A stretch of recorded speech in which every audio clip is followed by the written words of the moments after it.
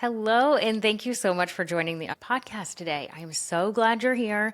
And like always, I know you have tons of options when it comes to listening to a podcast. And so I am always so honored that you are putting me in the earbuds, taking me on a walk with you, or washing the dishes, or whatever you're doing. So thank you so much for spending time with me today.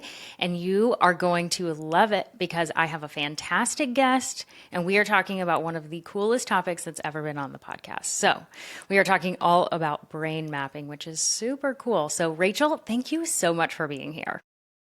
I'm so excited to be here, Amanda. Thank you for having me. Well, I'm thrilled. I could not be more excited about this. So, you and I connected, last year sometime, and we got to give a shout out to Nancy because she hosted a wonderful lunch that you sponsored. You shared a little bit about your story, and immediately I was like, oh my gosh, I have got to do this. It was one of those moments because you and I had connected at some point, but I had never heard your story around this. And that's really what intrigued me. And then, of course, I heard people that had done this whole thing of like, I got my brain mapped. And I was like, that sounds interesting. I should probably think about that. And so, this series on the podcast is all about me trying to learn more about myself and learn how I work the best. And so, digging into brain health was one of those aspects. So, I'd love for you to kind of kick this off with what is brain mapping? If that's a good place to start, would you suggest starting there?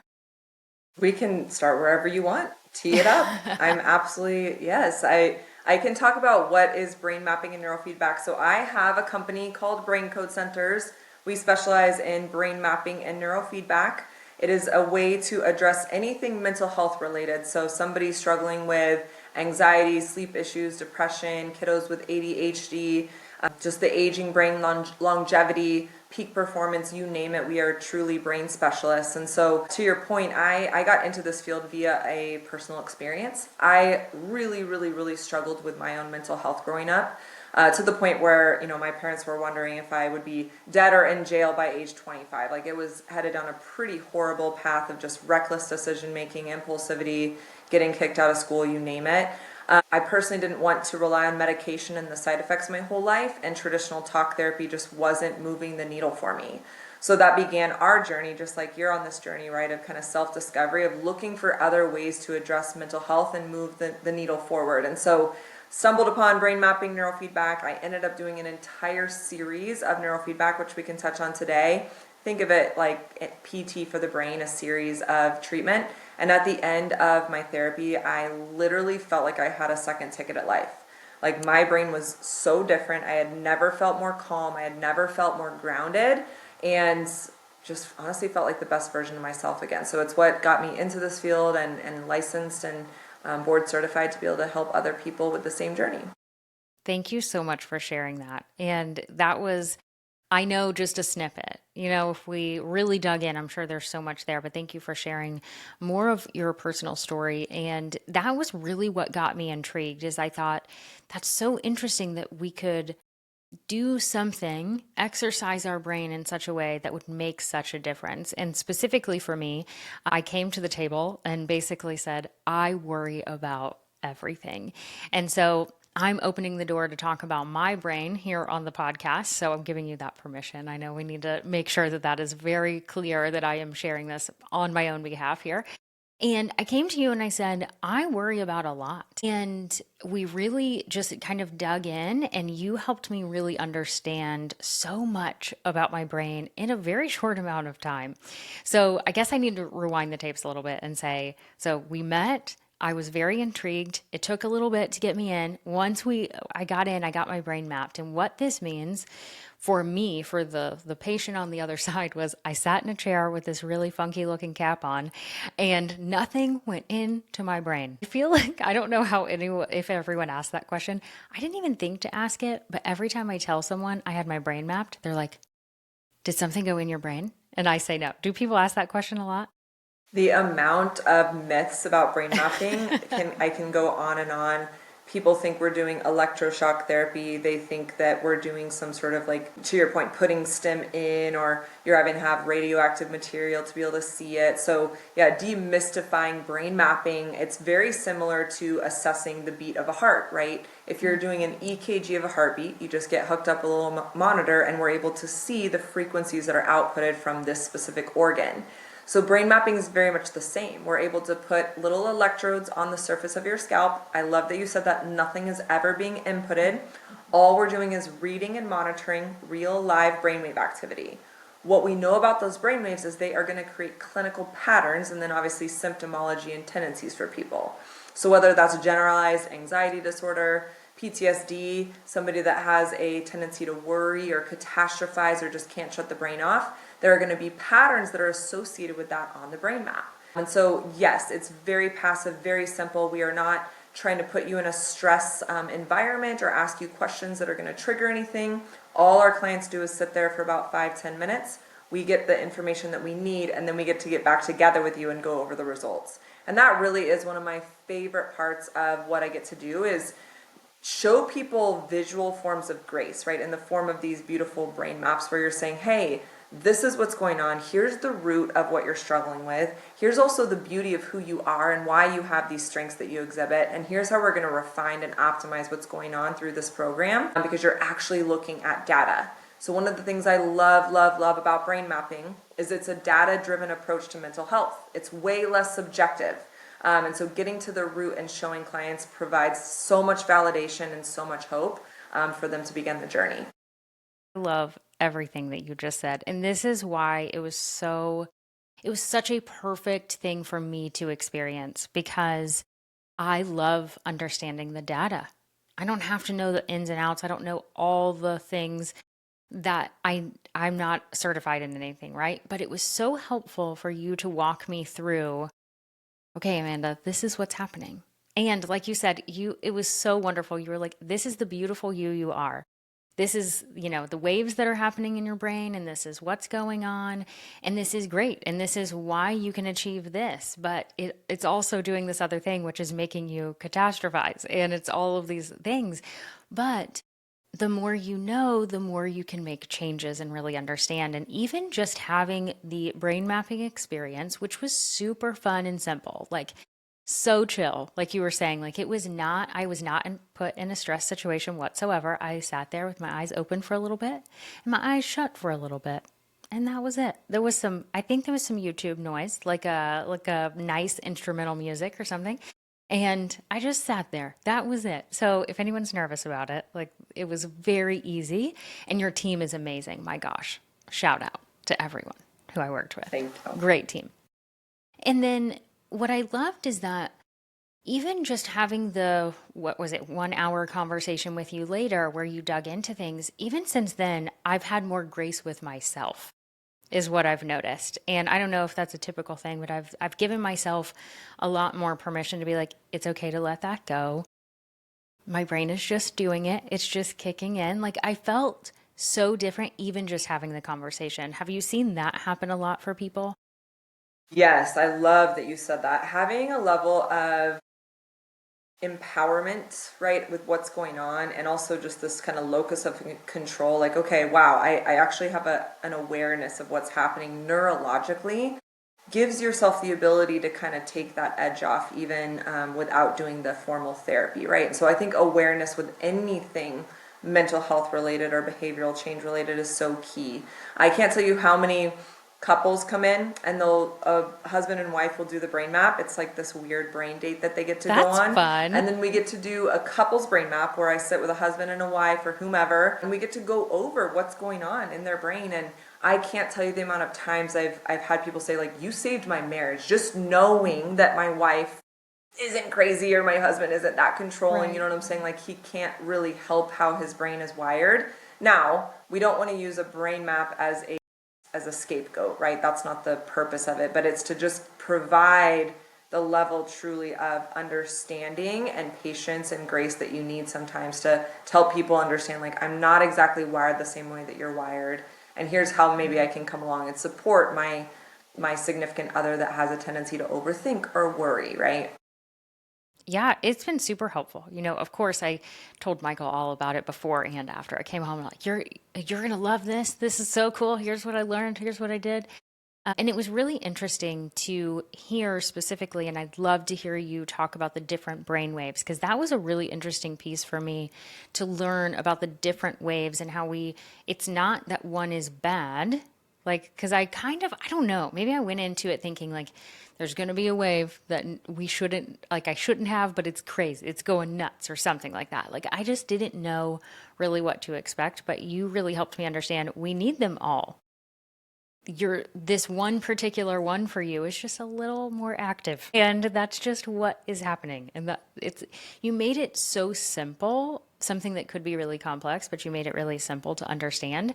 And again, just made me feel okay, like okay, this is fine, and it's not something that I can't change. Like, the cool part is that step 2, which is that neurofeedback, which I'm really excited to dive into to help kind of shift things. But before we get into that, do you mind going over those brain waves and and you can talk about which one was elevated for me in particular, if that's helpful, because I think it will be helpful for someone else to hear, like, and that's why I wanted to like share mine of like, Yeah. I'm more of an open book to share about it because someone might be curious, just like I was, but not as ready to jump into something if they don't know enough. Totally, yeah. Yeah, I love that you said that. There is no good brains, there's no bad brains. Yes, there are definitely levels of health that people can step into. Similar, I think you went through this Enneagram, right? There's levels of health of every single personality type. It doesn't mean that one personality type is superior to the other, but how can you be the best individual that you can be, whether that's from a brain standpoint, from a health standpoint. And so that's really what our job is, to make sure that the brain is as efficient as possible. Just like you would never use your driver on the putting green, right? That's not the appropriate club to pull out. There's appropriate brain waves to step into per what you're doing. So it's all about the speeds that you're going on a day-to-day basis. I like to give the analogy of speeds of a car. You should not be going 90 miles an hour down the side streets, and it sure as heck isn't going to feel great if you're putting along going 30 miles an hour down the highway. You're going to be frustrated. So it's all about going the optimal physiological speed, and your brain is a huge catalyst in your ability to do that really well. So you have delta, that's our slow brain wave. That's all about sleep, falling asleep, staying asleep, cycling through sleep stages so you can wake up and feel refreshed. How many people don't sleep well, and how many people then feel like crap during the day? We absolutely have to make sure our clients are shifting into very quality and efficient sleep. Moving up into theta, theta is going to feel like going 20 to 30 miles an hour. So this is like your short game bag, right? 20 to 30 miles an hour, you should feel calm, creative, cool, collected, just even keeled, chill, emotional. A really good brainwave to be in when you are done with the day or you need to step into a creative meeting. Not a very good brainwave to be shifted into if you're about to give a presentation or give a podcast or you need to be focused at work, right? That's definitely going to be more of an indicator for things like ADHD. Alpha, this is your gear shifter. We have to be able to have neurological flexibility to be able to move in and out of these different states exceptionally well. So if you have a gear shifter that is getting stuck, right, I'm so stuck in the fast or I'm so stuck in the slow, then alpha is not going to be shifting the way that it needs to. So alpha, just think neutral, kind of rest, reset, relaxation. Now we're going to cruise onto the highway. We're going to go about 60 to 120 miles an hour. So highway speeds. Low beta, regular beta, these are our performance brain waves, okay? We are feeling good. We are motivated. We are crushing life. We're getting our to-do list done. Things are easy for us that day. We're in a good mood. We have good energy. We're not getting tired after lunch, It feels awesome when our brains are shifted into a beta state. This is why we are such an overstimulated, over-caffeinated, everything is like, how can I get myself into that state? Because we like to be in that state as human beings. So those are typically really good states for the brain to be in, really about 60% of the day. High beta though, 150 mile an hour brainwave, not so pleasant to be in, right? This is one of the number one most uncomfortable physiological places for us to exist in. This is going to be everything overthinking, hypervigilance, anger, irritability, anxiety, worry, rage, impulse control, you kind of name it. Okay, so we absolutely don't want to be hijacked and get into that state of going 150 miles an hour. The only reason you need a high beta brainwave in your brain is if we have to respond to something, right? So you're in danger, your brain has to respond very quickly and appropriately, but a healthy brain is able to downshift back into a peaceful place after it responds and reacts appropriately, right? Most brains don't do that, which is why we live in such a anxious, stressed out, just overstimulated society. So you asked the question, and you're putting me on the spot here, Amanda, but I remember the two main brain waves that you would want to be working on in a program. You have a lot of excess high beta, and she has a lot in the middle of her head. So the location of these brain waves very much so impacts how we show up. When it's in the middle of the head, yes, you can have high drive, high energy, you're going to be motivated. However, when it's too much, there's going to be that tendency to have just that overthinking, overstimulated, worrying, ruminating, can't shut the brain off. It just feels like pretty consistent mind chatter. So that's not going to be super fun for your brain to be exhausting its energy in. That also can be, for a lot of my high achievers, one of the number one brain waves that will lead people to the word burnout. Not my favorite word to throw around, maybe because I have like a lot of staff members and we're in mental health and I hear burnout all the time.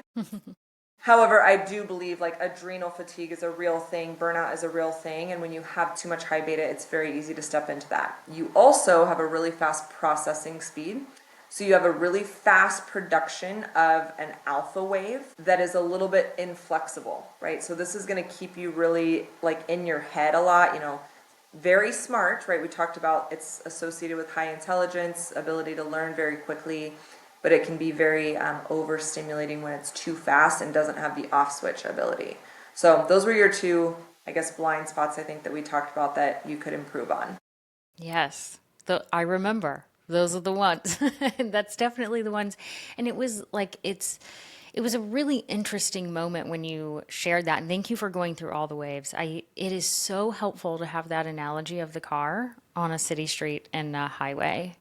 That really helped me grasp that idea of we need to be able to drive 20 miles an hour sometimes, and we need to be able to drive 80 miles an hour sometimes. It's we need that.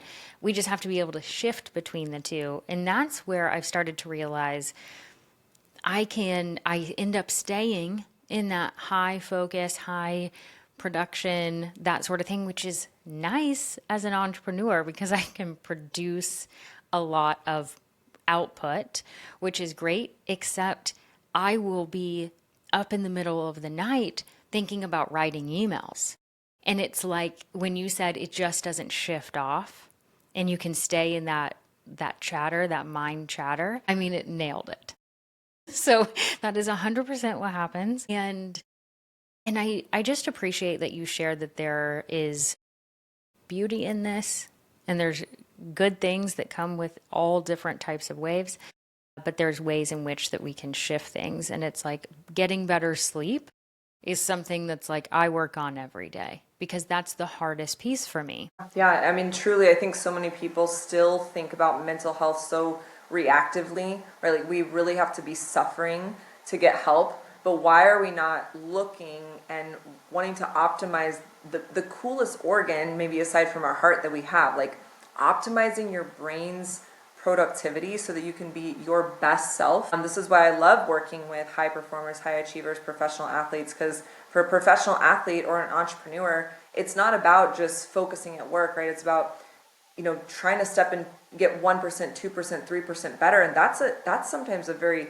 small incremental change that needs to happen, right? And so that's really where if you get your brain that much more efficient, that 1 second decision that you have to make on a quicker basis is going to be that much better, right? When your brain is firing off all cylinders, if you will. So I love that just you're highlighting that it doesn't necessarily have to be somebody that's suffering. Like, let's look forward to and just better ourselves as we kind of age and get better at what we're doing from a career standpoint as well. Right. I think it's amazing. And just learning more about our body, our brain, our working habits, our characteristics. I think learning about ourselves and that, self-development of really understanding how we work best, we can then live a better life and be happier and less stressed out and sleep better. Oh my gosh. I mean, if you think about it, like, which I know you do all the time, is like, gosh, just doing these simple things. Simple doesn't mean easy. I recognize that, but simple things can make a huge impact. And like you said, that 1%, everyone listening to this podcast wants to grow their business, build their business, create a life that integrates with that. Like, so they're not running themselves into the ground. Like you said, that burnout, which so many people can fall into because we're in that high state all the time. So I think this is a fantastic tool for people to use and to understand. And so after someone gets their brain mapped like I did, we've tossed around the word neurofeedback, and so we have you were really smart in telling me not to do it right away. So I appreciate it because I told you I'm doing all these things and learning all about myself, and you were like, you may want to wait to start the neurofeedback simply because doing so much at one time, you won't know what works. And I love that you said that. Was there anything that you wanted to elaborate on with that in terms of like knowing what works and taking one thing at a time?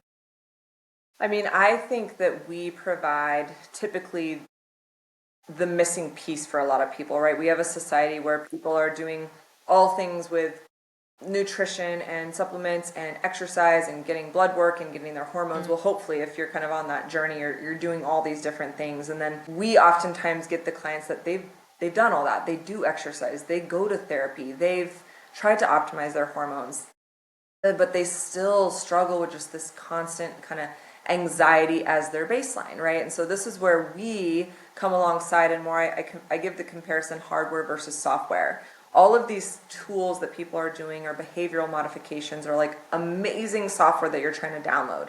If your hard drive has instabilities in it, right, there's only so much that your computer can handle, and then the software is actually going to bear its fruit, right? And so we are like the hardware experts, where sometimes that's the missing piece that people don't have. However, if you take vice versa, people can't just come to us if you're an addict or you're staying up all night, right? You're staying up till 3 o'clock in the morning gambling or something like that, but you want me to help you sleep, right? This is where we have to have the behavioral changes and the software in alignment with the hardware, but oftentimes the hardware really is that missing link. And so to your point, I do like to stagger what people start. I think sometimes people get on these health kicks, which I love, but then they're doing this. And so I say, okay, if we want to start therapy, let's start therapy for 30 days. Then we can start the neurofeedback. Then we'll start the new supplement, right? So that you give your brain and your body time to just assimilate to whatever it is that you're introducing. Because then, to your point, like us as humans, we're like, well, was it that? Was it the magnesium? Was it that new product? Was it my mattress that I just spent $10,000 on? What was it? What was the magic ticket? I love that you're sharing this. I'm laughing because it's so true. Michael and I are sitting here looking at mattresses, trying to figure out what to do, all these things. And you're right. We have to look at like what is working. And you said something in that made me remember that you were super helpful in something, and I want to give you the kudos for this. That when we were talking and I was telling you, like, I'm taken a deep dive into my hormones. Like I feel like things are off. We're gonna have a cycle person, a cycle syncing person on on this series as well. Because I was like, something feels off. And it was really interesting when you said, oh, and I forget exactly what it was, but you said, you were like, absolutely get the panel done, like get the blood work done or whatever. But it doesn't look like something is really off. There was something that you were like able to know with the brainwaves, which I thought was really fascinating. Do you remember that piece? Yeah, so in one of the views that we're looking at how much power the brain is holding in association with kind of the normative database, okay? And so what we know about that is we're able to see patterns of even like heavy metal toxicity. We've been able to find mold exposure on clients. We can see kind of just in general damage that's been done potentially from like alcohol or drug abuse, women that are struggling with hormones, men as well. So if it's either too much hormone activity or not enough, like low testosterone, there's some different patterns that we get to see. Now, we by no means, I am not a hormone expert. However, I know enough to be dangerous, but I like to then say, okay, let's get these different panels done. Or, hey, yes, go get the panels done. I think it's always good to be on the proactive edge with that. But you can give someone encouragement saying that's probably not the number one issue that's going on, right? Because I sometimes won't even take a client if their hormones look completely jacked up. I'll say, let's stabilize hormones first, then let's start the neurofeedback, right? Because you're only going to start sleeping as good as your hormones can work. So it can kind of help us direct the order of operation from a therapy standpoint.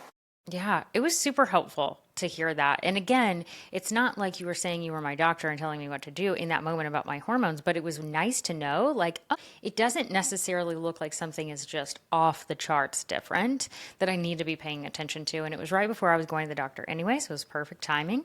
And I've been able to like navigate something, having a little bit more empowerment in it, knowing like, okay, it's it's probably not super wonky. I need to pay attention to it, but it was something. So thank you for that. That was really interesting, and it's also another thing I would have never known about brain mapping that you could even tell something like that. So that's a pretty cool thing. So let's go into this idea of neurofeedback. And whenever you were explaining this to me, and maybe like I'll have you explain it, but to me, it was like I thought immediately of like, is it like Pavlov's dog? Like, the dog hears the bell and starts to, expect food. And you were really helpful in helping me understand. Yes. So that analogy really worked for me. And so maybe that would help other people as well. Yeah, I love when people have enough to be dangerous and know Pavlov's dog, right? Psych 101, if we've all taken that class. But if you think about any learned behaviors, right, we're able to create learned behaviors as human beings. That's what us being able to walk, talk, eat, ride a bike, drive a car, we've all learned those. It wasn't easy when we first learned them. We did it so many times, we practiced it, that we committed it to neurological permanency. Now we get to run that down those pathways every single day without really thinking about them, right? And that's the beauty of learned behaviors. Unfortunately, we also learn defense mechanisms, right? And this is everything that's associated with mental health issues that people struggle with. And so what we want to do is help the brain by utilizing reward to create new learned behaviors. So instead of being anxious, you can be calm. Instead of being depressed, you can be confident and have positive self-talk. But that involves a level of kind of retraining utilizing rewards. So neurofeedback at its core is operant conditioning of the brain, which is reward-based training. So we're teaching the brain how to self-regulate and optimize its own wave activity by providing the brain with exterior forms of reward stimuli. So our clients, whether they're working with us with our remote solutions, we actually have hardware that we can work it's 2024 or whatever it is, and it's so cool that technology's come such a long way. We have little headbands that people can wear where they have the sensors on them, and then we have our own Braincode remote app. Or if people are coming in person, we're utilizing sensors, placing them on the scalp, very, very specific with where we're placing them, the frequencies that we're training. We're doing very much so tailor-made protocols across the board. But in whatever setting you're doing, what's happening essentially is your brain is then going to get feedback in the form of auditory and visual reward when it does something desirable. So myself and my clinical team put together protocols for you, for whomever's coming to our office. Those protocols go inside the app if you're doing it on the remote platform, or inside of the computer if you're doing it in person. Protocol is kind of like a numerical goal or threshold that the brain has to reach. Okay, so if your target threshold for Amanda, everybody listening, was that high beta, really overactive, brain's going super fast. Well, let's say her brain is producing 30 microvolts of this high stress wave, which I'm sure many people listening also have this. Well, I'm going to set a challenge point saying, okay, your brain's only going to get rewarded if it hits 25 levels of that specific brainwave. That will be a reachable amount because brainwaves are inconsistent. Ultimately, within a minute, your brain will probably hit that lower threshold. Right when it does, your brain hears and sees reward. Now, while you're not consciously thinking like, okay, I just regulated my high beta brainwave, my stress is coming down. Just like the dog wasn't super jazzed about the tone. That's not the question at hand here. Like, did Pavlov like the bell sound? Nobody cares about the bell sound. The dog liked the reward. Our brains like to see the novelty. So your brain is going to get attuned and curious about something different in its environment. So when it hears some unique sound or sees a video start to play that it wasn't playing before, your brain then tunes in and starts to get accustomed and learn through that process. And it's so beautiful because over the course of time, these unorganized, out of sync, unbalanced brainwaves start to come into this beautiful, harmonious wave pattern. And then this is when our clients start to find relief in symptoms over the course of time. You come in for a series of repetition. Most of our clients are going to work with us for an average, call it 6 to 8 months. Yes, that involves training and repetition. There's two different kind of protocols in which we put people through, but at the end of the day, you end with a learned behavior, right? So very similar to my story, I did brain training when I was 17 years old. I was diagnosed with bipolar. That's typically a life sentence of medication management. You don't come back from that.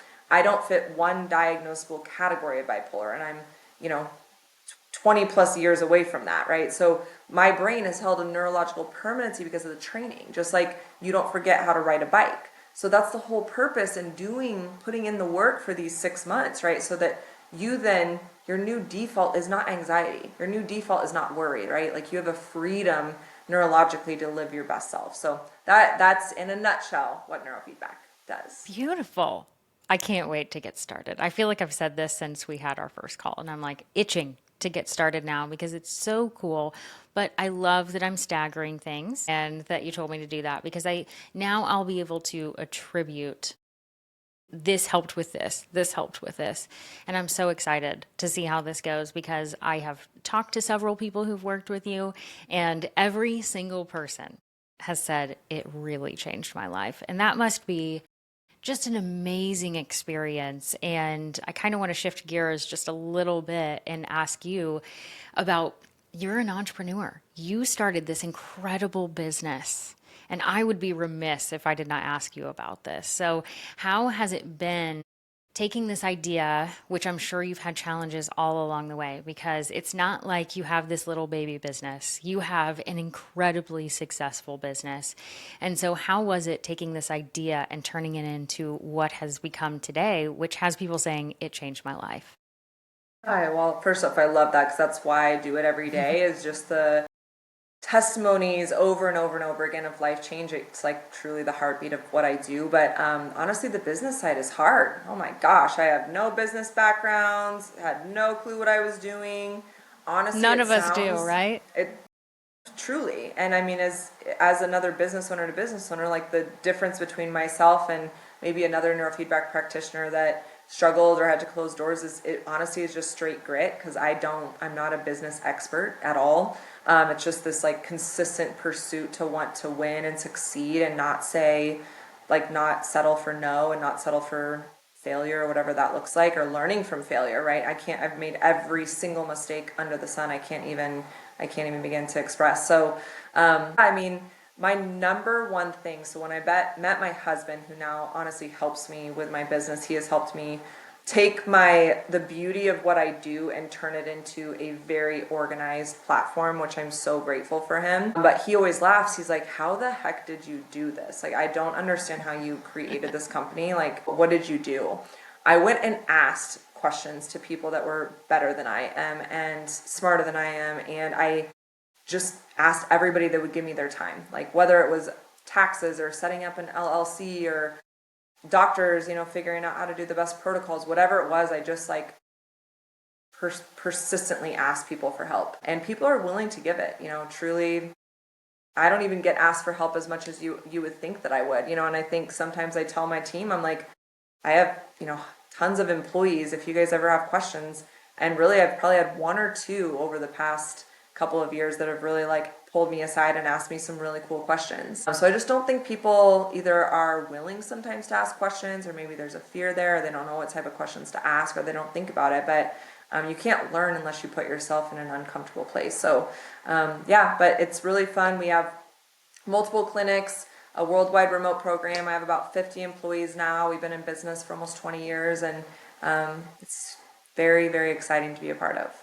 It's amazing. It's truly amazing. I'm thrilled to be connected to you and so thankful for Amy, who connected us originally, for Nancy, who brought you into an event, and I got to learn a little bit more. And it's just so much fun to meet other entrepreneurs. And I love hearing you say the difference was perseverance. And I think that people need to hear this all the time.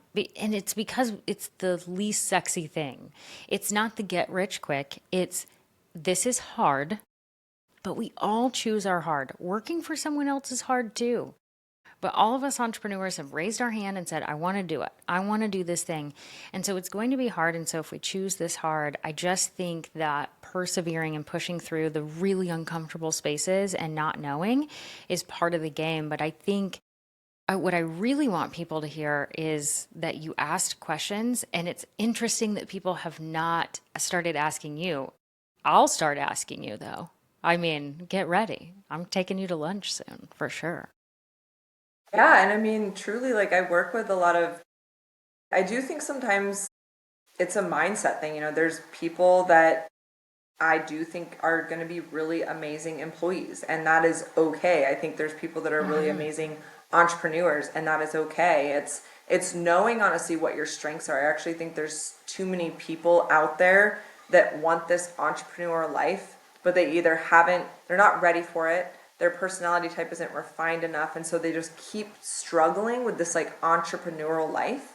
And it's like take a second to slow down to your point and start to learn like, why is this not working for me? I've been trying to be this mini entrepreneur for 10 years and nothing's working for me, right? Maybe you need to be an employee, and maybe you need to go learn from somebody for a couple years before you step in on your own. That doesn't mean it's a failure. That means go put yourself in the real world to figure out what it looks like.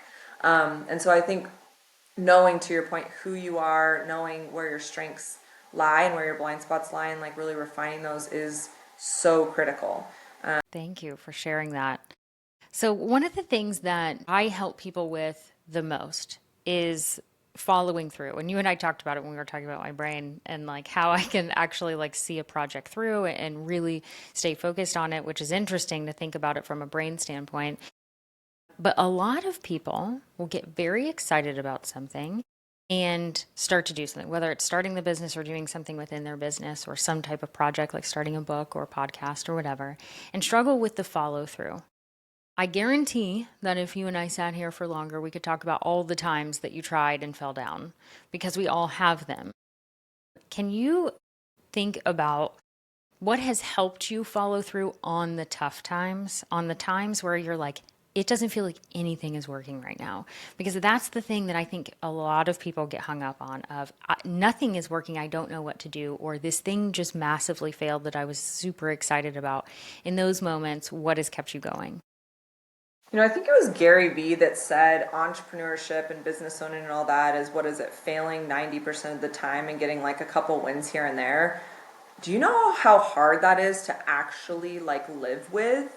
So Like hard. that is not for the faint of heart. Like you So have to hard. be really okay and really, really, really confident in who you are, what your product is, and what you deliver to not let that horrible message of failure just eat away at you, right? So where your emotions step in and now your amygdala is hijacked, and now that dopamine rush, because right, what you're talking about with this losing motivation, dopamine people think is something that sustains you. But dopamine actually, once you reach your peak and you get what you want, it falls below baseline. So then now you have to have dopamine again, that rush or that perseverance or whatever, to hit you above, which is where addiction and stuff falls in. And so maybe when you've been working on a project and you're so excited, like you were saying, and you're taking people on this journey, and they finally hit that pinnacle of success, wherever they get their dopamine rush, now all of a sudden your actual brain chemistry falls below that level, which then it's hard to get back up the next day and find that same vigor and that same zeal and that same emotional energy that you have. And so I think unfortunately we get too hung up on the emotional side of like, I have to feel it, I have to feel like a winner, I have to know that what I'm doing is working and all this stuff. And I'm an emotional person, do not get me wrong. You have to tap into the logical side of your brain. And you have to just be aware of, just because I'm not feeling this dopamine rush today, it doesn't mean that the discipline and the consistency that I'm putting in is not going to bear its fruit. So a lot of that, again, is just like having mental checks with myself and putting aside my feeling, right? And passion and all that is going to step into place when emotions are fleeting. And so that's what I kind of hang my hat up on, is just knowing what the purpose of what I do is, and knowing that the mission goes far beyond my day-to-day emotional swings, which can be crazy. Right. I always like to say emotions can lie, but data doesn't. So I always try and, like, when the emotions kick in, I'm like, okay, what data can I look at to bring me down to a reality standpoint? Because gosh, they can take over. It's a really easy thing to happen. So thank you for walking through that and sharing. I know that everyone is going to be rushing to your name and your company name. So tell them where they can find you, how they can work with you and your amazing team, and the locations that you're located in person as well. Yeah, so definitely go follow us on Instagram at Braincode Centers. We try to be very educational and inspiring and sometimes kind of funny on I there. was So about to go say, check. and it's fun. I feel like you do a really fun job too. We definitely try. So definitely go follow us on there. You can DM us scheduling a consultation. I think that's one of the number one things that I love, is doing an initial free consultation. Like, spend an hour, or it's about 30 minutes, with myself or my VP, because I still do some of the consultations as well. And I get to sit with you, understand your story, understand what's going on with you or your family member, and walk you through so that you feel really empowered before you even make any sort of decision. Braincodecenters.com, go check it out. There's a lot more to read on there. But yeah, schedule a consultation, follow us on Instagram.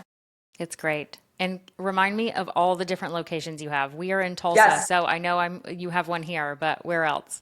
So home base is actually Denver. So we have a handful of clinics in Denver, which is where I started the company. Dallas as well, went to Baylor, so had to, throw a center up in Dallas because I love Texas. And then Tulsa, since I live here now part-time, naturally just open up an office here. So those are our in-person clinics, but really anyone listening, we can do brain scans from anywhere in the world. We just shipped out one of our headsets to Dubai and another one to, oh my gosh, I forgot where the other interesting place was, That's but so South Africa or exciting. something like that. Yeah. So you can do brain training from anywhere in the world.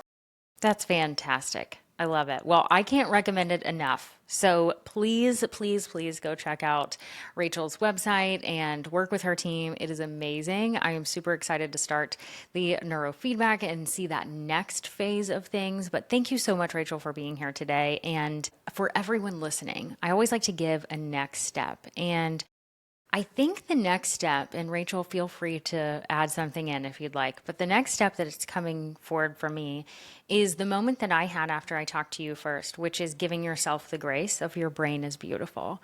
And no matter what is going on, try to be really kind to yourself about whatever it is that's going on. Because I felt like I walked away knowing, yes, I worry about a lot and I'm going to try and be better, but it's okay. It means I care. So I'm going to just try and be kind to myself about this, and maybe that will help the process. Would you add anything, Rachel? Yeah, just a reminder that like brains can change.